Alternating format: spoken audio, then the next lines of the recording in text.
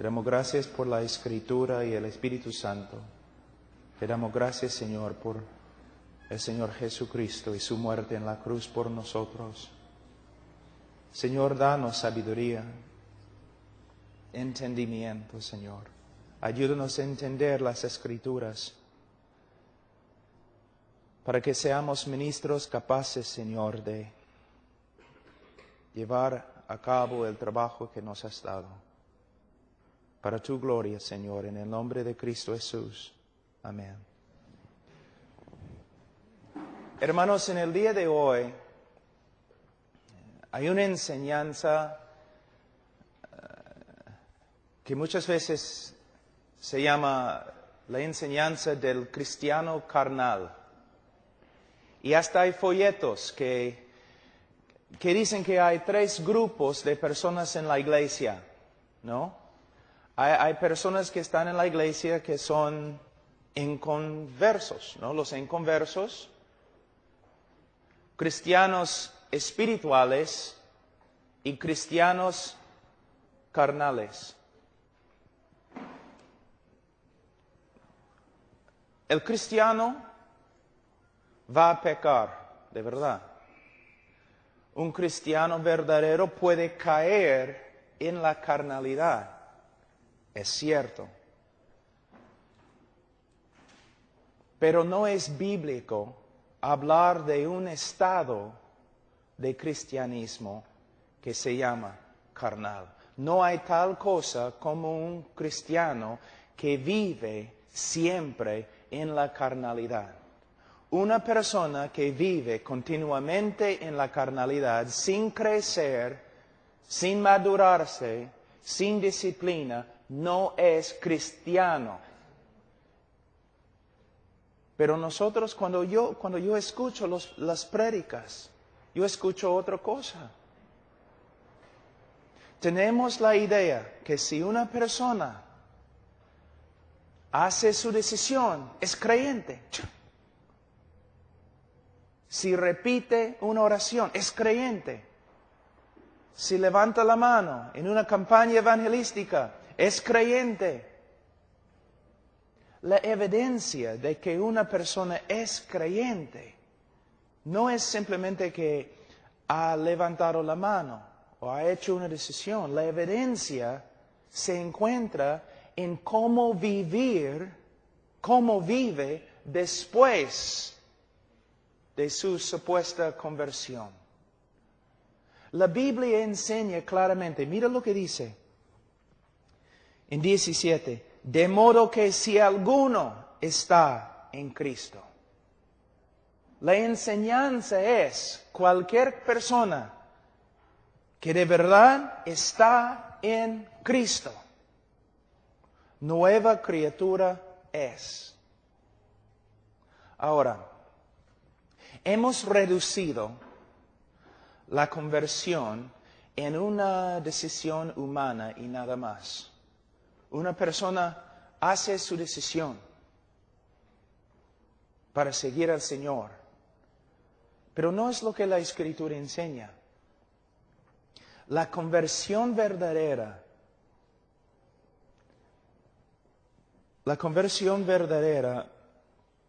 es el resultado de la obra regeneradora del Espíritu Santo. Si una persona llega a ser cristiano, es por medio de una obra sobrenatural de Dios. Una persona que llega a ser cristiano ha sido cambiado y ha llegado a ser una nueva criatura, algo totalmente diferente. No es que simplemente ha cambiado de opinión. No es que simplemente ha hecho una decisión. Ontológicamente. Hay una palabra, ontología, que proviene de una palabra griega, ontos, que se refiere a nuestro ser, la esencia de lo que somos. Una persona, cuando se convierte, cambia ontológicamente. Su misma esencia se transforma. El hombre que llega a ser cristiano de verdad se transforma de adentro, su naturaleza cambia. Dios, según Ezequiel capítulo 36, Dios saca su corazón de piedra y pone en su lugar un corazón de carne. Un corazón de piedra es un corazón que no puede responder a Dios. Dios saca este corazón y pone en su lugar un corazón de carne, que significa un corazón vivo que puede responder a la voluntad de Dios. Cuando una persona se convierte, llega a ser una nueva criatura. Y por eso tiene que vivir de una manera diferente. Porque de verdad es ontológicamente una criatura nueva. Voy a darte una ilustración. Vamos a decir que tengo un plato fino de ceviche, papa a la huancaína, ají de gallina, todos mis favoritos. Un plato así. Y acá tengo un plato grandote de basura. Y atrás hay un chancho. Y yo digo a Martín, Martín, suelta el chancho. Y el chancho corre. ¿A qué plato va a ir el chancho? ¿Va a comer del plato fino? No. El chancho va a ir y comer del plato de basura. ¿No es cierto? ¿Por qué? Porque es chancho. Chanchos comen basura. Y va a estar ahí comiendo la basura, así, comiendo la basura. ¿Por qué? Es lo que es. Es chancho, pues. Pero vamos a decir que en un ratito, yo tengo el poder de cambiar el chancho, en un ratito, de chancho a hombre. Hay cosas que un chancho puede comer que un hombre no puede comer. No puede. Aunque lo intenta, no puede hacerlo. Entonces el hombre va a sacar su cabeza del plato,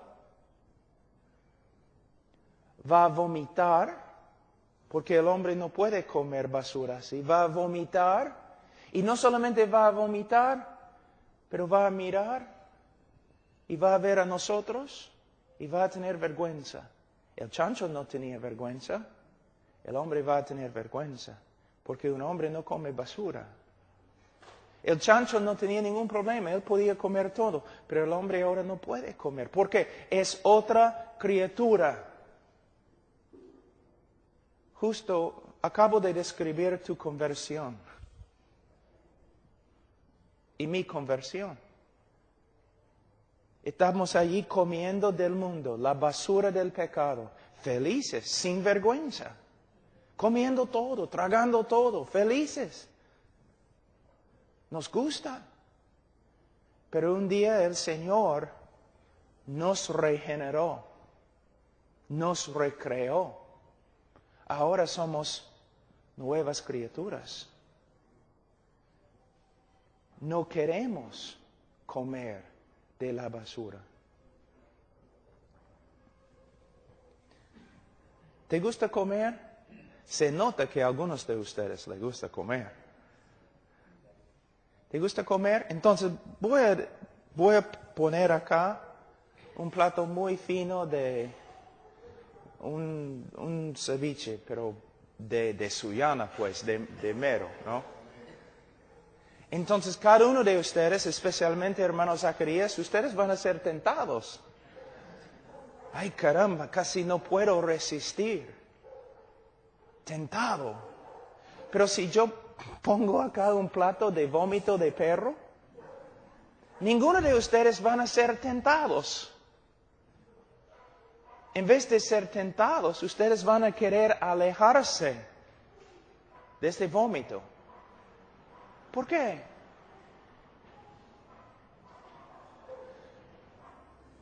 El problema, uno de los problemas más grandes en el cristianismo en el día de hoy es que hemos dejado de ver la conversión correctamente. vemos la conversión como solamente una decisión humana y no podemos ver, es una obra creativa, recreativa de Dios. Algo sobrenatural sucede. Somos diferentes. ¿Cómo puede ser? Algunos de ustedes tienen testimonios igual como el mío. ¿Cómo puede ser que soy un hombre inmoral, totalmente inmoral, un borracho? Me gustó ir a las fiestas y las chicas y todo lo demás. Y en un día, yo estaba allí en la universidad, yo me voy a la biblioteca, ellos ya me habían testificado, pero yo estaba allí a solas en la biblioteca y empecé a pensar en lo que escuché de ellos. Caramba. Jesús es el Cristo, es el Hijo de Dios. Murió por mí. ¿Qué estoy haciendo? Señor, sálvame. Voy a seguir a Cristo. Totalmente diferente. El próximo día estoy ahí en la universidad, no tomando, sino yo estoy ahí parado en la vereda predicando. ¿Qué pasó? ¿Una decisión humana? En un ratito había un cambio. Las cosas que yo amé, ahora aborrezco. ¿Cómo puede ser? ¿Una decisión humana? Algunos de ustedes eran drogadictos, fumando pasta un día. ¡Pum!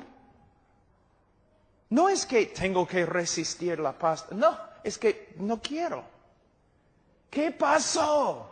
Es una obra recreativa de Dios. La salvación es una obra sobrenatural, pero nosotros hemos reducido esta obra divina a nada más que una decisión humana que no tiene poder.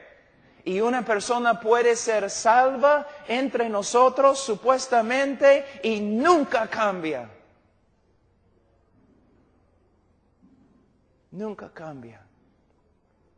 Mira, la obra de Dios en la salvación es más grande que la obra de Dios en la creación del mundo. ¿Te das cuenta?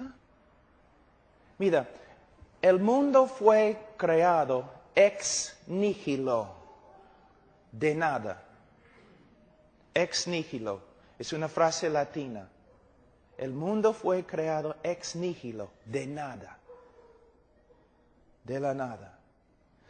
Pero en la salvación es una obra aún más difícil, porque Dios crea no ex nihilo, de la nada, sino usando una masa corrupta.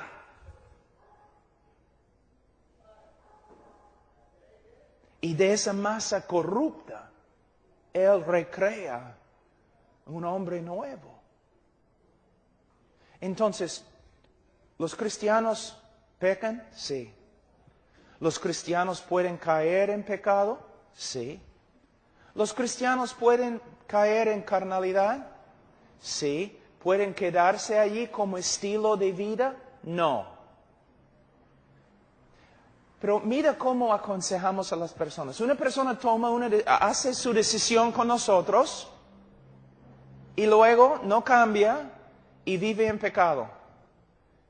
Y los pastores mayormente un pastor va a él y dice, hermano, eres creyente. Yo estaba allí cuando recibiste a Cristo, eres creyente, pero no estás viviendo como creyente. No vas a tener recompensa en el cielo. Tú tienes que empezar a vivir como creyente. Eso está mal. No es lo que la Escritura enseña. Como un sacerdote católico, tú estás asumiendo que esta persona es creyente, simplemente porque pasó por un rito. La manera bíblica de aconsejar a esta persona es, mira, yo estaba allí cuando hiciste una decisión.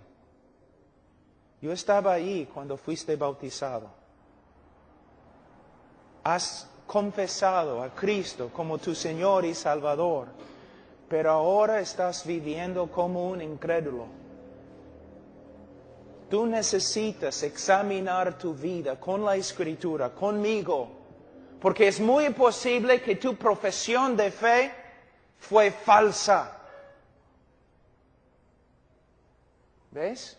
Estamos así. Si uno estudia la historia de la iglesia, es casi siempre la iglesia católica. Primeramente, cuando digo iglesia católica, no me gusta decir eso, porque la iglesia católica nunca ha sido una iglesia. Es muy importante entender eso. La iglesia católica siempre ha sido una abominación desde el comienzo. Pero, aún entre los evangélicos, tenemos épocas de un evangelio puro y épocas de perder el evangelio y épocas de redescubrir el evangelio. Mira, en Inglaterra, por ejemplo, la iglesia evangélica, vamos a decir, perdió la doctrina de regeneración. Y todos en la iglesia se creían salvos. ¿Por qué?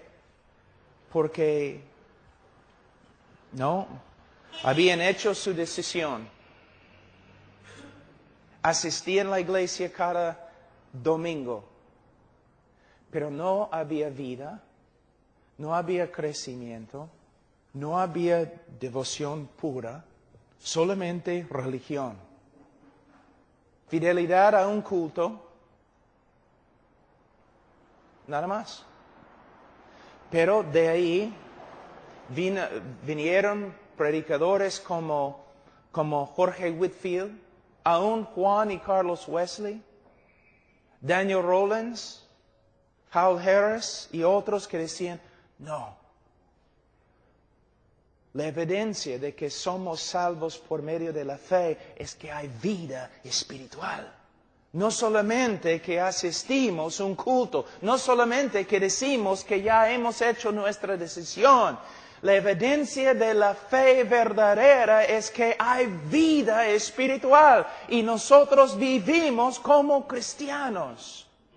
Ahora, mira lo que dice. De modo que si alguno está en Cristo, nueva criatura es. Las cosas viejas pasaron, he aquí, todas son hechas nuevas. ¿Y por qué? Porque podemos tener la confianza que en cada creyente verdadero va a haber una transformación. Y todo esto proviene de Dios. La salvación es una obra de Dios. Es una obra de Dios. Y el que comenzó la obra va a cumplir la obra. ¿Por qué? Por causa de su reputación. Mira, Israel, Dios había salvado a Israel de Egipto. Pero Israel se rebeló contra Dios en el desierto.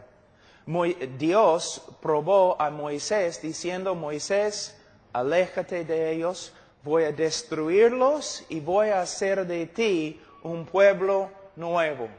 Moisés intercedió diciendo, no, Señor, porque tus enemigos van a decir que aunque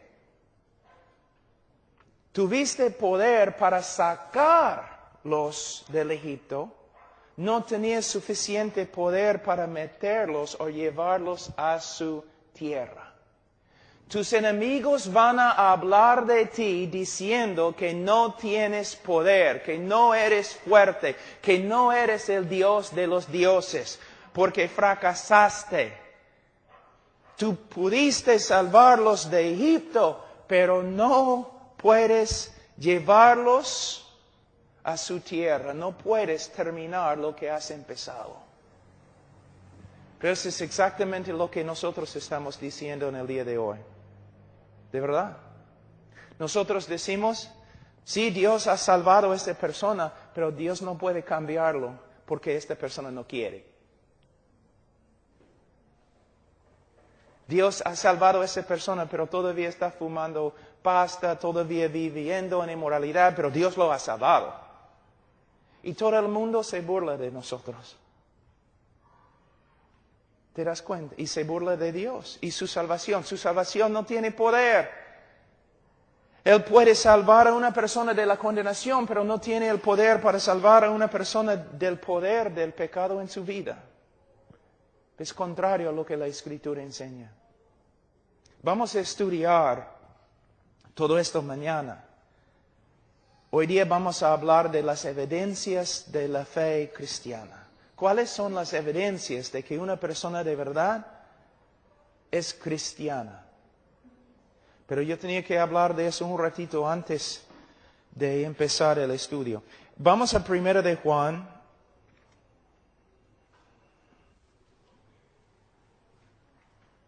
Capítulo 5.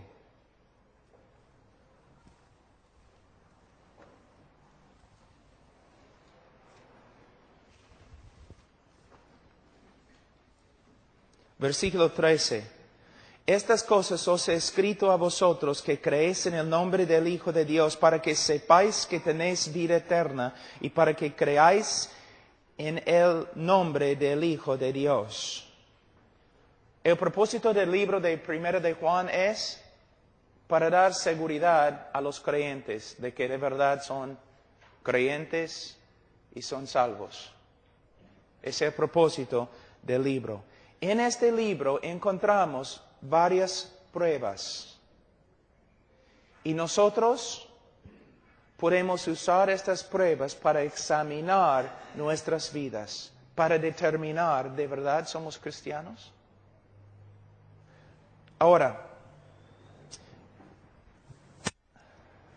guarda tu sitio en 1 de Juan y vamos a volver un ratito a 2 Corintios, pero capítulo 13.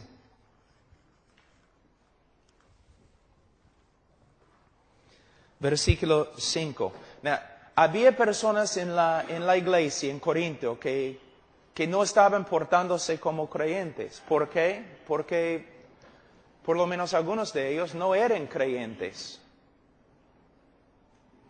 Entonces Pablo vino a la iglesia en Corinto por medio de esta carta y mira lo que dice. En capítulo 13, versículo 5 de 2 Corintios, él dice, examinaos a vosotros mismos si estáis en la fe, probaos a vosotros mismos. ¿Cuándo es la última vez que dijiste a un hermano que debe hacer eso? ¿Que debía hacer eso? Cuando un hermano o una persona en la iglesia no está viviendo conforme a las Escrituras, ¿qué le has dicho? Le has dicho, oye hermano, eres hermano, debes portarte como un hermano, no vas a tener recompensa en el cielo, eres salvo pero no te portas como cristiano. No, debes ir al hermano diciendo, hermano, examínate a ti mismo para ver si eres creyente. Pruébate a ti mismo. Examina, hermano, tu vida a la luz de la Escritura para ver si eres creyente. ¿Ves la diferencia? ¿Cuántos pueden ver la diferencia? ¿Ves la diferencia? Hay una diferencia grande. Nosotros presumimos que la persona es creyente. Y empezamos a aconsejar, diciendo, es creyente, ahora voy a aconsejarlo. Pero no es lo que la Biblia dice, es lo que la Iglesia Católica hace. Cuando la Iglesia Católica ve a un católico en la calle viviendo como un diablo, el sacerdote no va a él diciendo, no eres creyente, no eres cristiano, no eres católico. Solamente le dice, mire, tienes que empezar a portarte como un católico. ¿Ves? Nosotros hacemos lo mismo. Asumimos que es creyente, que sea creyente. Cuando lo que debemos hacer es mirar su vida y decir, no estás viviendo como creyente. Es muy posible que no seas creyente. Examínate a la luz de la Escritura para ver si eres salvo. Algunas personas dicen, pero la Escritura dice que no debemos juzgar. Bueno, debes tener cuidado porque estás torciendo la Escritura como Satanás. No es lo que significa. Porque en el mismo capítulo 7 de Mateo, Cristo dice que debemos juzgar sus frutos. Uno de los trabajos del pastor, una de las tareas, por ejemplo, nosotros, todo nuestro ministerio de HeartCry, nos hemos mudado a una iglesia en Alabama. ¿Saben por qué? Una sola razón, el evangelio que ellos predican. Y su manera de cuidar su rebaño. De verdad. Y practiquen disciplina bíblica en la iglesia. Mira cómo es. Un jovencito, a través de un club bíblico o escuela dominical o algo, hace su decisión. Después, cuando tiene como 13, 14 años, comienza a vivir, ¿no? Con sus amigos en la calle, pecando, rebelándose contra su papá, su mamá, todo lo demás. Entonces, muchas veces su mamá, aún el pastor o su papá, se acerca a él diciendo, oye, Juan, eres creyente, no debes vivir así en borrachera y con las chicas malas. Eres creyente, debes volver a la iglesia. Mira lo que estás haciendo, lo mismo como la iglesia católica. Lo que hay que decir a Juan es lo siguiente, Juan, fuiste bautizado en la iglesia, dijiste a todos que eres creyente. Pero Juan, no te estás portando como creyente, te has apartado de la fe. Juan, no hay posibilidad de perder la salvación si uno es creyente. Pero Juan, es muy posible que no eres creyente, porque no vives como creyente.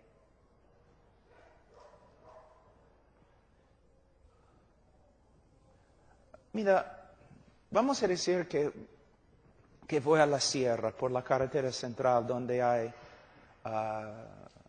llamas. Y como gringuito yo digo, qué bonito, qué bonita vaca. Y tú dices, Pablo, no es vaca, es llama. No es vaquita, ven vaquita. No, Pablo, no es una vaca, es una llama. Pero no es una vaca. Pablo, siéntate. Mira, una llama tiene las siguientes características. Una vaca tiene otras características. Este animal tiene características de una llama. No tiene las características de una vaca. ¿Por qué podemos usar lógica así con respecto a los animales, pero los pastores no pueden usar la misma lógica en la iglesia? ¿Habla como creyente? No. ¿Vive como creyente? No. ¿Piensa como creyente? No. Pero es creyente. ¿Por qué? Porque yo estaba allí cuando hizo su decisión, cuando oró su oración, cuando pasó por este rito evangélico mío. ¿Y cuántas personas están en la calle ahora viviendo como diablos, pero se creen salvos por causa de ti y tu manera de evangelizar? Porque tú le dijiste que era salvo. Porque pasó por tu rito evangélico, igualito al sacerdote católico, que dice a todos los peruanos que son salvos porque una vez en su vida fueron bautizados como niños. ¿Te asusta? Debe asustarte. debe asustarte. ¿La salvación es por medio de la fe? Solo por medio de la fe. Por medio de obras, no, es blasfemia decir que la salvación es por medio de obras. Pero nosotros hemos reducido el Evangelio y la invitación a nada más que un rito evangélico que es la hermana del rito católico. Y hay un montón de personas que se creen evangélicos, que están cometiendo fornicación constantemente, están viviendo en inmoralidad y todo lo demás, pero se creen salvos por causa de nuestras prédicas. Es así. Y si tú dices no, entonces vamos a volver a la escritura, pero también vamos a volver a la historia de la iglesia. Vamos a volver a los padres, los bautistas tempranos, y vamos a comparar nuestra manera de evangelismo con ellos. Y vamos a ver algo completamente diferente. Porque cuando ellos predicaron, ellos también dijeron, la invitación es arrepiéntete y cree en el Evangelio. Y la evidencia de que has creído es que tu vida cambia, porque si alguno está en Cristo, nueva criatura es. Y si tú te dices cristiano, pero no cambias, entonces examínate a la luz de las Escrituras para ver si eres creyente.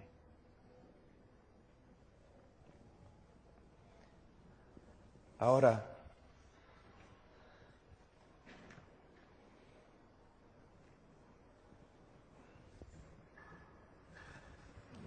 el tiempo vuela. Vamos a ver en 1 de Juan capítulo 5, versículo 13. Estas cosas os he escrito a vosotros que creéis en el nombre del Hijo de Dios, para que sepáis que tenéis vida eterna y para que creáis en el nombre del Hijo de Dios. Entonces, Juan va a darnos, a través de todo el libro, varias pruebas por las cuales, o con las cuales podemos examinar nuestra vida. Pablo dice, examínate, pero ¿conforme a qué? ¿A cuál estándar vamos a examinarnos? El estándar de las Escrituras, y las Escrituras primera de Juan. Entonces vamos a Juan capítulo 1 y vamos a empezar. Juan 1, versículo 5. Este es el mensaje que hemos oído de Él y os anunciamos. Dios es luz y no hay ningunas tinieblas en Él. Si decimos que tenemos comunión con Él y andamos en tinieblas, mentimos y no practicamos la verdad. Pero si andamos en luz, como Él está en luz, tenemos comunión unos con otros y la sangre de Jesucristo, su Hijo, nos limpia de todo pecado. Ahora, ¿qué está diciendo? Well, primeramente necesitamos entender lo que significa Dios es luz. Mayormente cuando pensamos en este texto, pensamos, bueno, Dios es santo.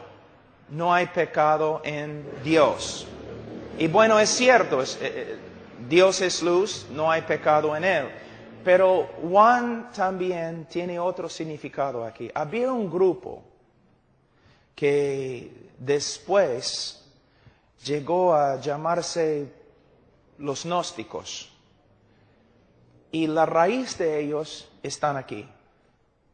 Era un grupo de herejes terribles. Y ellos enseñaron que Dios no era luz, sino Dios era oscuro, misterioso. Tenemos una palabra esotérico, que uno no puede conocer a Dios. Es un misterio. Y solamente algunos, ¿no? Algunos maestros bien altos y espirituales pueden entender. Los demás no pueden entender. Pero Juan viene y dice, no, Dios no es esotérico, no es oscuro, Dios es luz. Dios nos ha mostrado, nos ha revelado quién es y lo que es su voluntad. Entonces, cuando la Biblia dice aquí, en 1 de Juan, que Dios es luz, significa que Dios se ha revelado a sí mismo a nosotros y nos ha mostrado quién es, su carácter y lo que quiere, su voluntad. Entonces, cristianos pueden conocer el carácter de Dios, los atributos de Dios y entender quién es. Y también los cristianos pueden entender la voluntad de Dios para hacer lo que Él quiere. Entonces Dios es luz, nos ha revelado su carácter, su naturaleza y su voluntad. ¿Me entienden, hermanos? Ahora, dice en versículo 6, si decimos que tenemos comunión con Él, en el día de hoy, en la interpretación moderna, en el día de hoy, algunos enseñan que eso está refiriéndose a un creyente que tiene comunión con Dios, ¿no?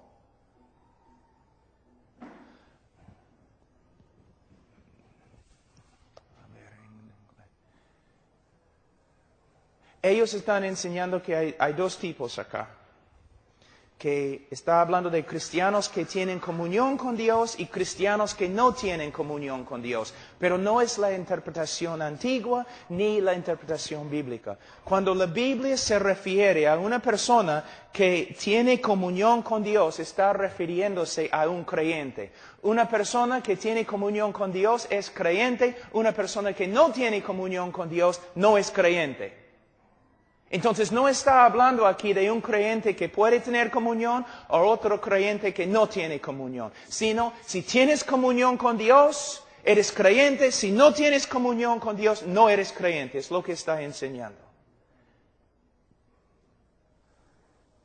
Entonces, vamos a seguir. Si decimos que tenemos comunión con Él, si decimos que somos cristianos y andamos en tinieblas, ¿qué significa andar? Well, la palabra pateo significa andar, pero esta palabra es peripateo, que significa no solamente andar, sino andar por todos los lugares, así, caminando por así. En todo aspecto de su andar, de su manera de vivir. Cuando habla de andar, está hablando de nuestra manera de vivir. Entonces, Él dice, si decimos que somos creyentes y andamos en tinieblas o vivimos un estilo de vida que contradice lo que Dios nos ha revelado acerca de sí mismo y su voluntad, ¿qué pasa? Dice, mentimos y no practicamos la verdad. Entonces, una persona que dice que es creyente, pero su estilo de vida, no solamente un momento o 2 meses, pero su estilo de vida, después de confesar a Cristo como Salvador y Señor, después de supuestamente convertirse, si su estilo de vida contradice lo que sabemos acerca de los atributos de Dios, el carácter de Dios, su estilo de vida contradice la voluntad de Dios, él miente cuando dice que es creyente. Ahora, si tú me sigues con una cámara antigua que toma solamente una foto, ¿no? ¿Tú puedes seguirme?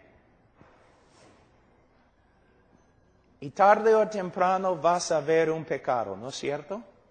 Y con tu cámara tú puedes, ¡pah! Así, ya. Pablo pecando, una foto, evidencia. Y tú puedes mostrar la foto acá, y tú puedes decir, mira, Pablo es pecador y no es creyente. Pero tú has tomado solamente un momento en mi vida, nada más. Entonces no es evidencia sólida que soy una persona que practica el pecado. Tú me has capturado en un momento de mi vida. Pero si tú sigues mi vida con una cámara de video y tú sigues mi vida meses y meses y meses y meses filmando y filmando y tú ves un estilo de vida que contradice lo que Dios dice acerca de sí mismo y contradice la voluntad de Dios que Él nos ha revelado, entonces tú debes ir a mí diciendo, Pablo, tú dices que eres creyente, pero tu estilo de vida contradice lo que sabemos acerca de Dios y contradice lo que sabemos acerca de su voluntad. Pablo, debes examinarte, debes probarte para ver si estás en la fe. ¿Ves la diferencia? Una gran diferencia. Mira, los pastores antiguos tenían dos preocupaciones principales que no se encuentran en la iglesia evangélica en el día de hoy. Sus preocupaciones principales eran, 1, predicando el evangelio verdadero. 2, cuidando al rebaño para asegurar que todos eran creyentes. En el día de hoy, predicamos el evangelio, un evangelio reducido a algunas leyes espirituales, y nunca nos preocupamos por la salvación de una persona. Asumimos que son salvos y luego solamente tratamos de discipularlos. Y la razón por la cual mucho del discipulado que hacemos fracasa es porque estamos tratando de discipular inconversos que no tienen el Espíritu Santo. Estamos tratando de enseñar a los cabríos para que se porten como ovejas. ¿Ves? Entonces, la primera prueba es, si una persona de verdad es cristiana, va a vivir un estilo de vida que se conforma a lo que sabemos del carácter de Dios y la voluntad de Dios. Pero si una persona vive una vida, y mira, como pastor, vamos a hablar como pastor. Si hay una persona en la congregación que fue bautizado, que ha confesado a Cristo como Señor y Salvador, o ha, ¿cómo se dice?, ha hecho su decisión. Y como pastor estoy examinando su vida, mirando su vida, cuidándole. Es mi trabajo.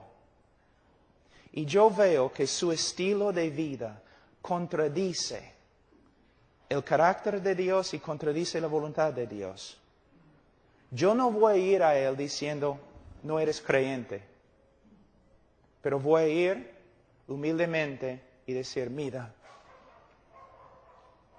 aunque confieses a Cristo como Señor y Salvador, y aunque fuiste bautizado como tu pastor, yo tengo que decirte, tu estilo de vida contradice lo que sabemos del carácter de Dios y tu estilo de vida contradice la voluntad de Dios.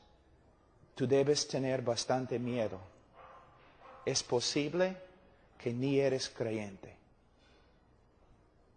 Esa es la manera de aconsejar de las Escrituras, del apóstol Pablo, de los bautistas tempranos, pero no de los evangélicos ni los bautistas en el día de hoy, porque nosotros aconsejamos más como la Iglesia católica que la Iglesia bíblica. Mira lo que hacemos, la diferencia. Voy a repetir, antes que continuemos, la Iglesia católica asume que una persona es católica, que es cristiana. Y cuando esa persona vive como diablo, ellos todavía asumen que es católica, que es cristiana, y solamente reprende a la persona diciendo, eres católico, debes vivir como un católico.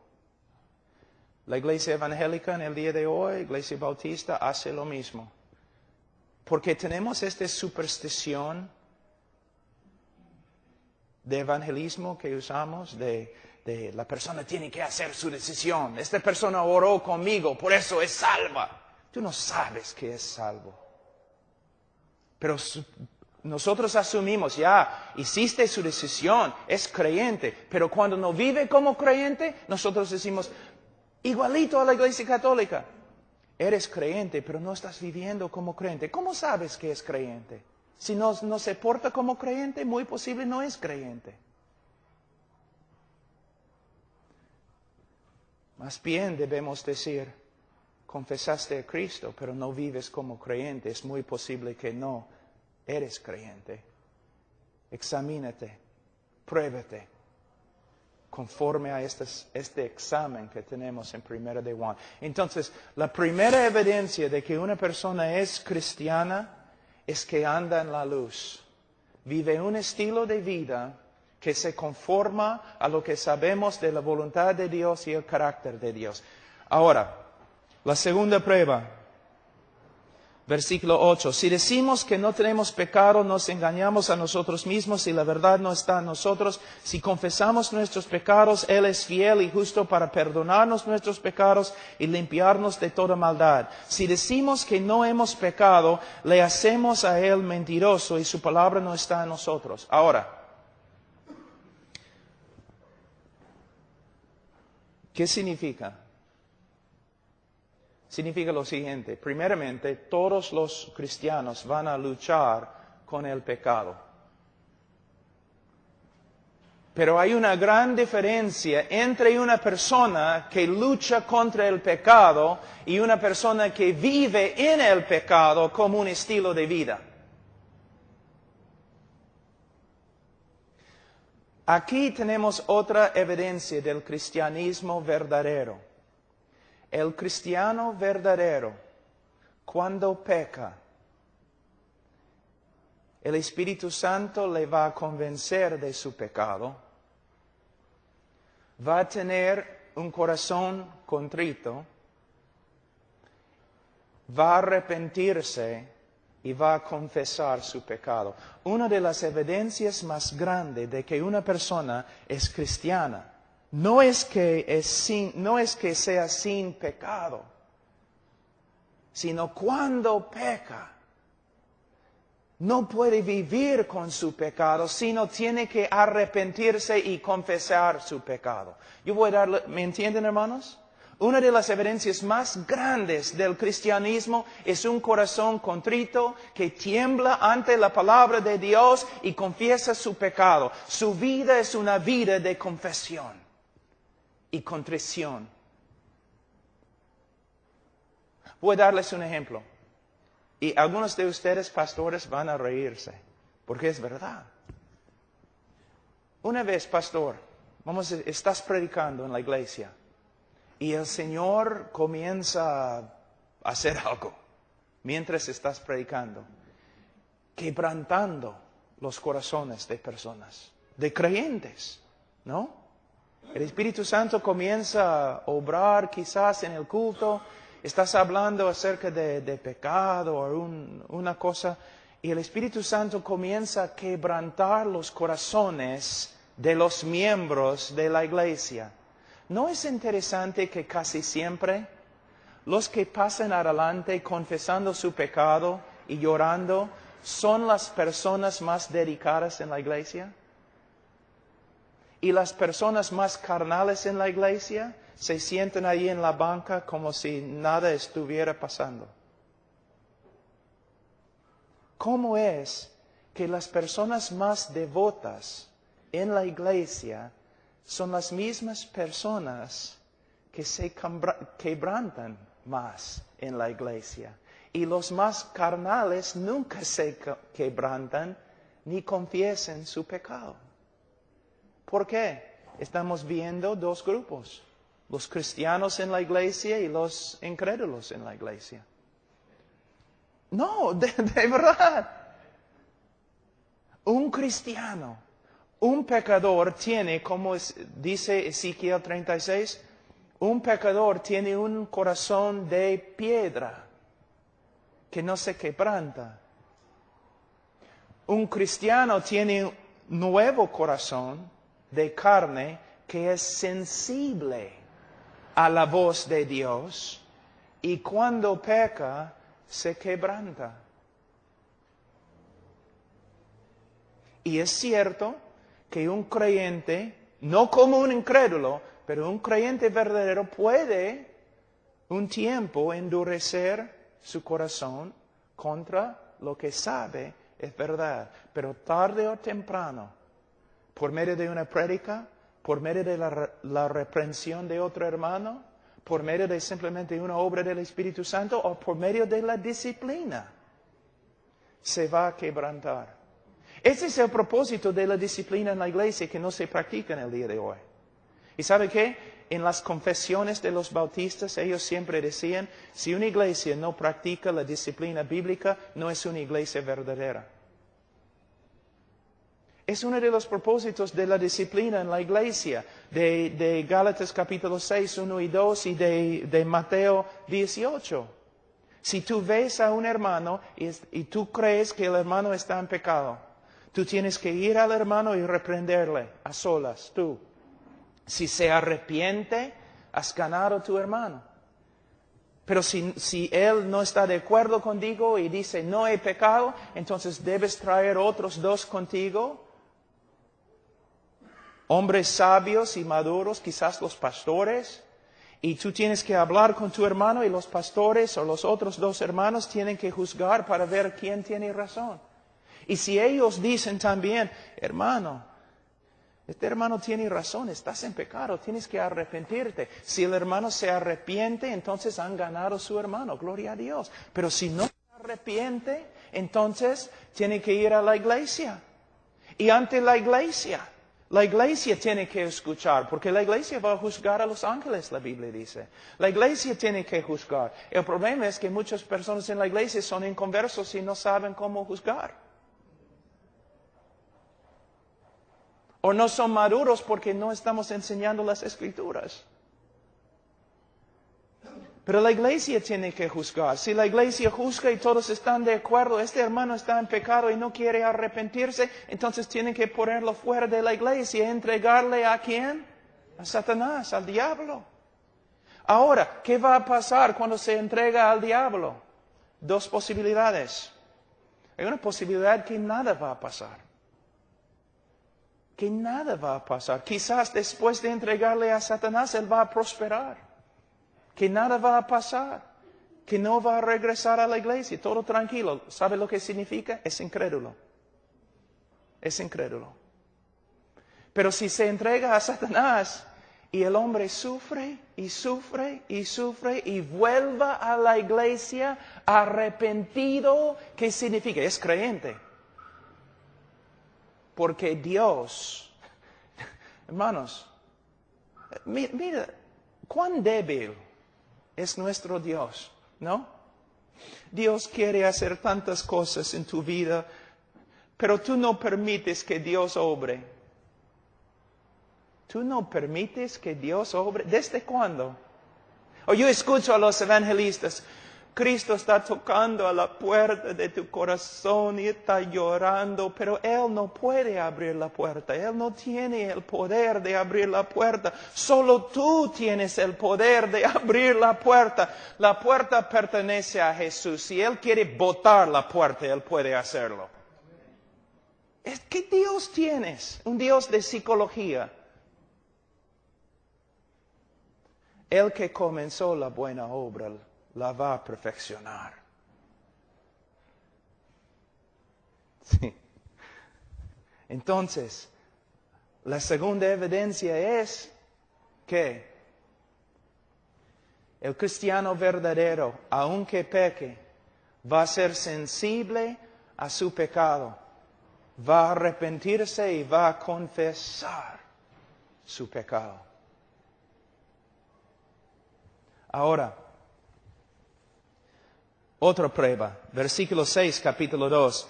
El que dice que permanece en Él debe andar como Él anduvo. Tú dices, entonces, Pablo, todos nosotros vamos al infierno. ¿Quién anda como Cristo? Tienes que entender lo que está diciendo. De nuevo está hablando de un estilo de vida. ¿Cómo? Una ilustración. Cuando yo era niño, chibolo de 5 o 6 años, nosotros vivimos en una chacra, teníamos caballos y vacas y todo lo demás. Y Y mi papá siempre, como a las 5:30 en la mañana, él entró a mi cuarto, siempre. Pablo, levántate, no hay descanso para los malos. ¿No? Entonces, ya me levanté, ¿no? Así siempre. Y teníamos que salir para dar alimento a las vacas en el invierno cuando había nieve y todo lo demás, o llevar agua porque los lagos se habían congelado. Entonces mi papá pasaba por el campo así, era un hombre muy grande, pasaba por el campo así, ¿no? Y yo quería ser igualito a mi papá, yo quería caminar como él, pero él era así, yo era así. Pero cuando él estaba caminando en la nieve, yo podía ver sus huellas, ¿no? Y yo quería poner mi pie donde él había puesto su pie. Entonces él estaba caminando así, tranquilo. Y yo, como una araña borracha, yo estaba caminando, ¿no? Y a veces, tratando de caminar así, caía. Yo no podía caminar como mi papá. Era una lucha para mí caminar como mi papá. Pero si una persona está observándome, él puede discernir al toque, este niño quiere ser como su papá. ¿Ves? No tiene el poder de hacerlo. A veces cae, pero se nota que este niño quiere ser como su papá. A pesar de sus fracasos, a pesar de su incapacidad, su impotencia, él quiere ser como su papá. Entonces, si tú tienes una persona en tu iglesia y no se nota nada de discipulado, sus deseos, él quiere ser como los mundanos, él quiere ser rico, él quiere no sé, tener fama entre los incrédulos y todo lo demás. ¿Qué significa? No conoce a Cristo quizás. Pero si tú tienes un hermano en la iglesia, y a veces tenemos hermanos verdaderos en la iglesia, que caramba, nosotros decimos, Señor, llévalo al cielo. Es un desastre, Señor. Pero se nota, a pesar de todo, se nota de verdad, este hombre quiere ser como Jesús. No es tan inteligente como los demás. Sería más fácil discipular un burro. Pero de verdad se nota, se nota. Hay una realidad de Dios en su vida y Él quiere ser como Dios, como Cristo. Él quiere andar como Él. Pero ¿cuántas personas se dicen cristianos? Pero ellos quieren ser como los futbolistas, como los estrellas de cine, como todos esos hombres de negocio y fama. Esta enseñanza es muy, muy buena, especialmente para los jóvenes. Joven, tú dices que eres creyente. Tu manera de hablar, tu manera de caminar, tu manera de vestirte, se nota que quieres ser como el mundo. Es muy posible, es porque eres del mundo. Entonces, la primera prueba, aquí vamos a terminar y vamos a seguir después, pero la primera prueba es un cristiano verdadero, como un estilo de vida, va a vivir de una forma que se conforma al carácter de Dios y se conforma a la voluntad de Dios. También un creyente verdadero va a tener un corazón sensible al pecado y tarde o temprano se va a arrepentir de su pecado y confesarlo. También él que es cristiano verdadero va a andar como Cristo anduvo, que significa, se nota en su vida un deseo real de ser como Cristo, de portarse como Cristo, de imitar a Cristo. ¿Ok? En En la próxima lectura que doy vamos a hablar de más pruebas. Y la ventaja, hermanos, ustedes pueden abrirla.